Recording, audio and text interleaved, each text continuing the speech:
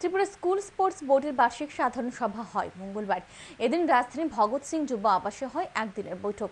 একদিনের বৈঠকে বিভিন্ন বিষয়ে আলোচনা হয়। বৈঠকে উপস্থিত ছিলেন যুব বিষয়ক ও ক্রীড়া দপ্তরের অধিকর্তা প্রদীপ কুমার দেব, ত্রিপুরা স্কুল স্পোর্টস বোর্ডের সাধারণ সম্পাদক পাইমুং মক সহ অন্যান্যরা। বৈঠকে রাজ্যের ৮ জেলার জেলা সভাধিপতি সহ অন্যান্যরা অংশ নেন।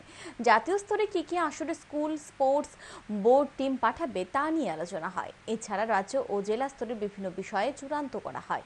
এক আধিকারিক জানান, প্রত্যেক স্টুডেন্টকে যে ডিএ ছিল ১৭০ টাকা তা বাড়িয়ে ২৫০ টাকা করা হয়েছে। তাছাড়া পরিকাঠামোর বিষয়েও উঠে এসেছে আলোচনায়।